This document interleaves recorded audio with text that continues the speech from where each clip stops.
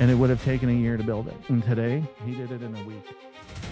And if one news story came on the CBC about people's personal information getting out of ChatGPT or Anthropic, it would be game over for these corporations. Person, you put fertilizer in the ground, you put fuel in your car to get to work, inputs, outputs, processes.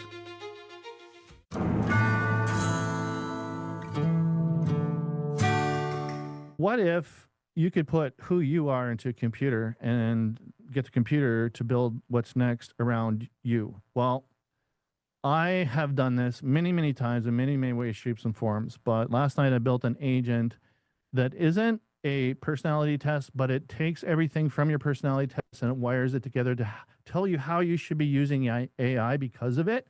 It's a build order. And what the offer is here is that everybody should start with their first 3 agents. And one thing that you'll experience building agents is it's hard to stop. We still want to get into nature. We still want to spend time with our loved ones. We still want to go hunting, fishing, playing sports and all that good stuff. And maybe you should be doing more so once you get to a place of competency with AI because it does so much. But it is kind of addicting once you can build things.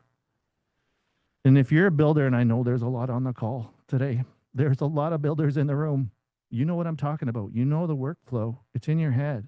You want to get people to do it, or you want to have people help you do it, but human resources are scarce.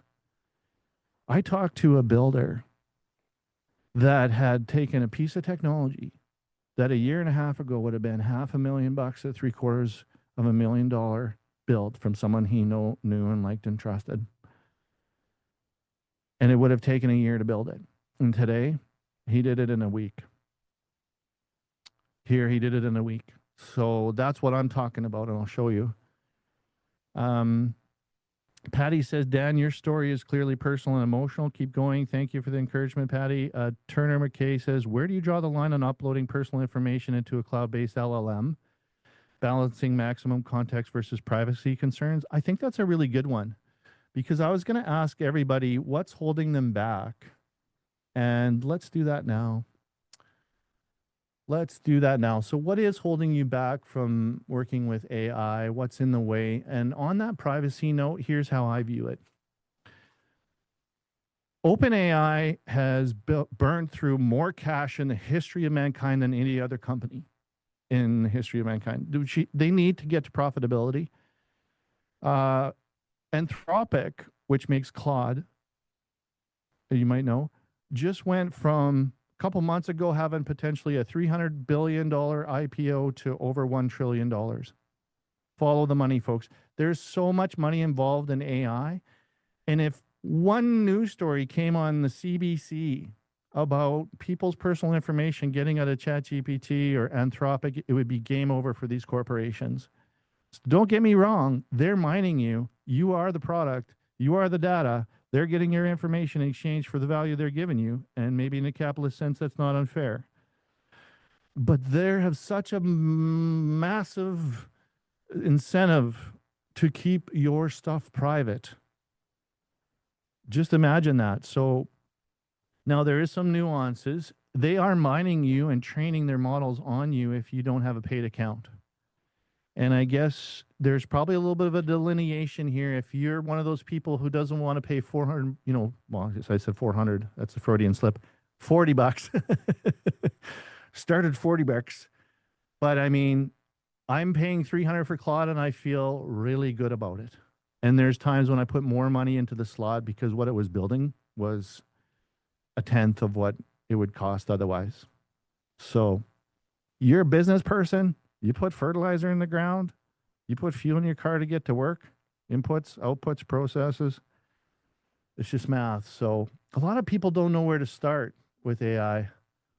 A lot of people started and couldn't make it stick. And a lot of people don't think it applies to what you do. I guess we could ask ourselves, are you using the internet? That's how ubiquitous AI is going to be here. So privacy is definitely a concern.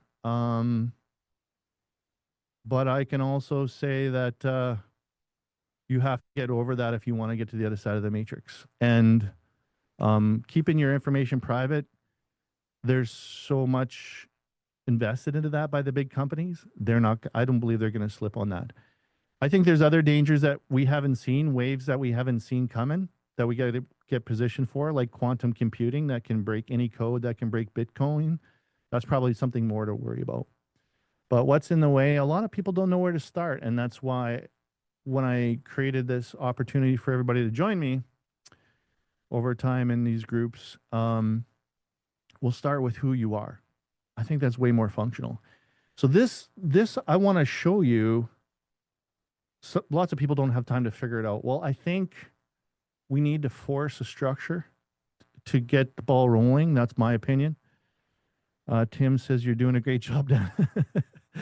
Thanks for the encouragement here. So this is my report that came out last night. And hey, I think for the purposes of building your first 3 agents, having maybe 3 tests is fine. But I'm a junkie for the Kolbe, favorite test of all time. Enneagram, ancient Christian personality test. If you haven't taken it, it's fantastic. Tells you who you are in good times and bad times. CliftonStrengths. What are your strengths? And Working Genius, Hexaco, Predictive Index, Workplace Insights. I could turn that into a country song, but we don't have time today. This document looks where all of these different tests intersect to give you a truth. This is a truth. This is a high level of truth. Where it's high, you've got 3 or more instruments agreeing. And then medium is 2 instruments. And then 1 is low instrument. This is my first pass on this agent, and I want to put some crazy stuff into the brain, let me tell you, because I think it's a beautiful thing. And wow, getting a report like this, it's like, So who am I? Well, let's face it, folks, I start super fast and I don't finish. And I could be offended, but this is probably useful market intel. You cannot read the label if you're inside the bottle.